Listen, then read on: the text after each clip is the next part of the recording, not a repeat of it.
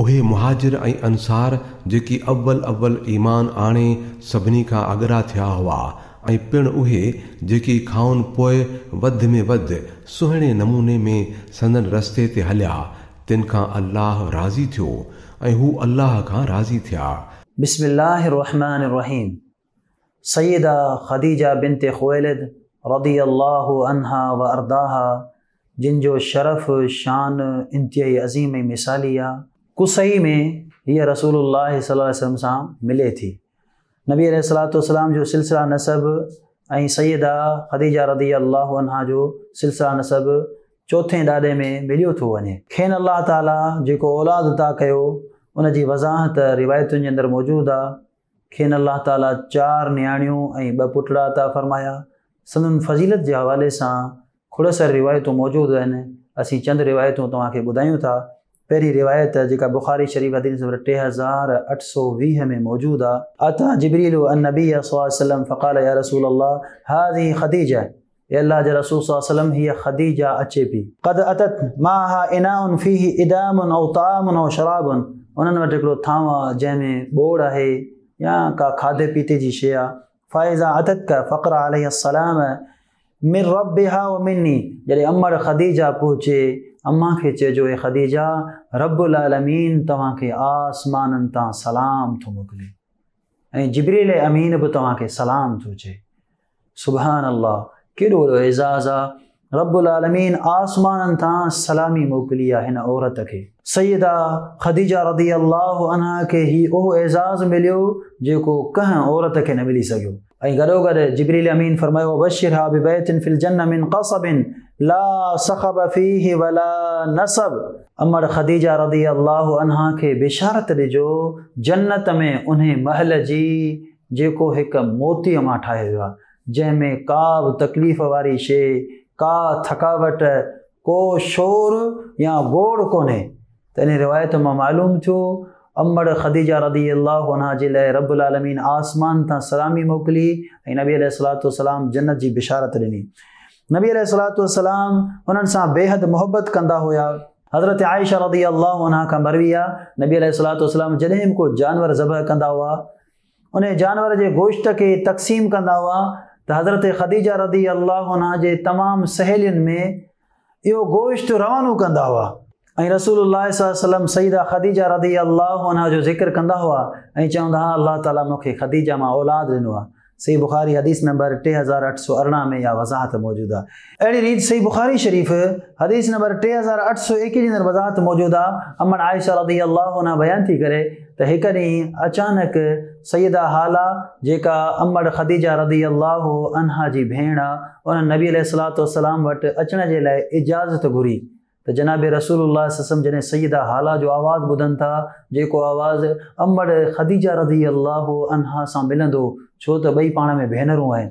नबी अलैहिस्सलातु वस्सलाम इंतहाई ख़ुशि थियनि था, सिधा थी वेहनि था, चवनि था अल्लाहुम्मा हाला, अल्लाह हीअ त हाला बि अचे जेका ख़दीजा जी भेण आहे रदियल्लाहु अन्हुमा। त एतिरे क़दुरु नबी अलैहिस्सलातु वस्सलाम मोहबत कंदा हुआ, जेकॾहिं उन जहिड़ो आवाज़ ॿुधंदा हुआ त नबी अलैहिस्सलातु वस्सलाम ख़ुशीअ जो इज़हार, मुसरत जो इज़हार कंदा हुआ। अहिड़ी रीति ॿियूं बि खोड़ सारियूं रिवायतूं इन मसइले खे वाज़े कंदियूं त नबी अलैहिस्सलातु वस्सलाम अम्मड़ ख़दीजा रदियल्लाहु अन्हा सां इंतहाई मोहबत भरियो ऐं इंतहाई हिकु अज़ीम ताल्लुक़ रखंदा हुआ जंहिंजो मिसाल मिलणु महाल आहे। सुनन अबी दाऊद जे अंदरि रिवायत मौजूदु आहे त जंग बदर जे अंदरि सईदा ज़ैनब रदियल्लाहु अन्हा जेका हज़रत अबुल आस इब्न रबी रदियल्लाहु अन्हु जे निकाह में हुई, जॾहिं हू कैदी थी आयो मुसलमान वटि, उन वक़्तु अञा मुसलमान कोन थियो हो, बाद में मुसलमान थियो हो, जॾहिं कैद में मौजूदु आहे। हाणे हर का औरत या हर कैदीअ जा मिट माइट पंहिंजे कैदियुनि जो फिदियो मोकिलीनि पिया तांजो पंहिंजे कैदीअ खे आज़ादु कराइनि। सैयदा ज़ैनब रदियल्लाहु अन्हा पंहिंजे घर वारे सैयदना अबुल आस रदियल्लाहु अन्हु जे लाइ फिदियो मोकिलियो। फिदिये में उहो हार मोकिलियो जेको अम्मड़ ख़दीजा रदियल्लाहु अन्हा जो हार हो ऐं अम्मड़ पंहिंजे न्याणी सईदा ज़ैनब रदियल्लाहु अन्हा खे निकाह जे मौक़े ते इहो बतौरे हदिया ॾिनो हो। नबी अलैहिस्सलातु वस्सलाम वटि जॾहिं फिदियो पहुतो, नबी अलैहिस्सलातु वस्सलाम हार खे ॾिसंदा, रिवायत जा लफ़्ज़ आहिनि रक़ लहा रिक़तन शदीदा, नबी अलैहिस्सलातु वस्सलाम जॾहिं सैयदा ख़दीजा जो हार ॾिसनि था, कैफ़ियत बटिजी वई, इंतिहाई ॾुख वारी हालत, इंतिहाई ग़मज़दा थी विया। ही मुंहिंजी शहज़ादी अल्लाहु अकबर ज़ैनब रज़ी अल्लाहु अन्हा पंहिंजी अम्मा यानी मुंहिंजी प्यारी घरवारी ख़दीजा जो हार मोकिलियो आहे। नबी अलैहिस्सलातु वस्सलाम ग़म जी हालत में फरमाइनि था, ए मुंहिंजा साथियो, मुंहिंजी घरवारी जो ख़दीजा जो ही हार मुंहिंजी न्याणीअ ज़ैनब खे वापसि मोकिलियो ऐं हुनजे क़ैदीअ खे तव्हां आज़ादु कयो। सभु जा सभु सहाबा चवनि था, अल्लाह जे रसूल सल्लल्लाहु अलैहि वसल्लम तव्हांजे फ़ैसिले ते असीं राज़ी आहियूं। हिन रिवायत मां मसइलो मालूम थियो त नबी अलैहिस्सलातु वस्सलाम बेहद सैयदा ख़दीजा रज़ी अल्लाहु अन्हा सां शफ़क़त जो पहलू रखंदा हुआ। अबू दाऊद शरीफ़ हदीस नंबर 2692 में इहा रिवायत मौजूदु आहे। हिन में मोहम्मद बिन इसहाक़ जेको रावी आहे हुनजी तदलीस जो मसइलो आहे, लेकिन मुस्नद अहमद में तसरीह सिमा आहे, बिफ़ज़लिल्लाहि तआला रिवायत जी सनद सही छो थी वञे। अहिड़ी तरह सैयदा ख़दीजा रज़ी अल्लाहु अन्हा जिन बि नबी अलैहिस्सलातु वस्सलाम सां बेहद मुहबत ऐं शफ़क़त वारो रवैयो रखंदी हुई। जीअं बुख़ारी शरीफ़ जे अंदरि मौजूदु आहे त हज़रत ख़दीजा रज़ी अल्लाहु अन्हा जी जेका दिलदारी हबीब काइनात अलैहिस्सलातु वस्सलाम जे लाइ उहा मिसाली दिलदारी हुई। जॾहिं नबी अलैहिस्सलातु वस्सलाम जे मथां वही नाज़िल थी हुई, नबी अलैहिस्सलातु वस्सलाम बेहद ग़मगीन हुया, डिॼण वारी हालत में हुया।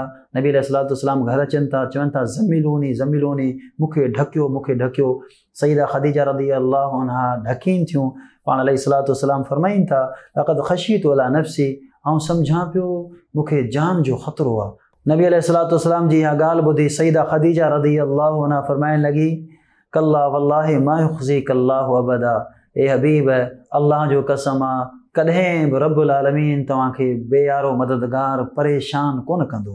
छाजे करे, इन्नक लतसिलुर रहिम, तव्हां मिटी माइटी खे जोड़ण वारा, व तहमिलुल कल, परावा वज़न पंहिंजे मथे ते खणण वारा, व तक्सिबुल मादूम, ग़रीब मिस्किन जंहिं वटि कुझु कोन्हे उनखे कमाए खाराइण वारा, व तक़री ज़ईफ़, महिमाननि जी इज़त करण वारा, व तुईनु अला नवाइबिल हक़, हर वक़्तु तव्हां हक़ जे कमनि में मिस्कीननि जी मुहताजनि जी मदद कई आहे। अल्लाह जो कसम, अल्लाह तव्हांखे कॾहिं परेशान कोन कंदो। हबीब खे दिलदारी ॾियनि थियूं। ऐं सैयदा ख़दीजा रज़ी अल्लाहु अन्हा नबी अलैहिस्सलातु वस्सलाम खे दिलदारी ॾियण खां पोइ सैयदना रसूलुल्लाह सल्लल्लाहु अलैहि वसल्लम खे वठी वञनि थियूं पंहिंजे चाचे जे पुटु वरक़ा इब्न नौफल ॾांहुं, जेको नसरानियुनि जो ईसाइनि जो वॾो आलिम हो ऐं वॾो समझदार इंसान हो, ऐं पूरो तारुफ़ ॿुधाइनि थियूं। जॾहिं रसूलुल्लाह सल्लल्लाहु अलैहि वसल्लम जो तारुफ़ वरक़ा खे ख़बर पए थो, वरक़ा चवे थो, ए मुहम्मद सल्लल्लाहु अलैहि वसल्लम, हाज़न नामूस अल्लज़ी नज़्ज़ल अल्लाहु अला मूसा, ही उहो मुबारक पैगाम आहे जेको अल्लाह ताला मूसा अलैहिस्सलातु वस्सलाम जे मथां नाज़िल कयो आहे। अन क़रीब तव्हां नबी थींदो। रसूलुल्लाह सल्लल्लाहु अलैहि वसल्लम इहा ॻाल्हि ॿुधनि था, बेहद ख़ुशि थियनि था। बहरहाल हीअ रिवायत बुख़ारी शरीफ़ जे अंदरि मौजूदु आहे। ॾिसंदा हदीस नंबर 3। सैयदा ख़दीजा रज़ी अल्लाहु अन्हा नबी अलैहिस्सलातु वस्सलाम सां बेपनाह मोहबत कंदी। इहा वजह आहे जो अमर रज़ी अल्लाहु अन्हा जी जॾहिं वफ़ात थिए थी, पाण 3 साल शेब अबी तालिब जे अंदरि गुरबत, मिसकीनी ऐं तंगीअ वारी ज़िंदगी गुज़ारे थी। पूरो माल इस्लाम जे लाइ क़ुर्बान करे थी। उलमा जे बक़ौल शेब अबी तालिब मां निकिरण खां चंद ॾींहंनि खां पोइ संदन वफ़ात थी आहे रज़ी अल्लाहु अन्हा। रिवायतुनि जे मूजिबि नबी अलैहिस्सलातु वस्सलाम उन साल खे आमुल हुज़्न, ॾुखनि दर्दनि ऐं तकलीफ़ुनि वारो साल करार ॾिनो, जंहिं साल में सैयदा ख़दीजा रज़ी अल्लाहु अन्हा जी वफ़ात थी आहे। त मुअज़्ज़ज़ दोस्तो, अमर ख़दीजा रज़ी अल्लाहु अन्हा जी इज़त करणु, तज़ीम करणु असांजी ज़िमेदारी आहे। अचो त हिन मुबारक पैगाम खे सम्झी करे क़ुरान और सुन्नत जे मुताबिक़ पंहिंजे मन जे अक़ीदे खे बनायूं। वस्सलामु अलैकुम वरहमतुल्लाहि वबरकातुहू। सब्सक्राइब करियो ऐं बेल आइकन ते क्लिक करियो त जीअं असांजी हर नई वीडियो जो नोटिफिकेशन मिले।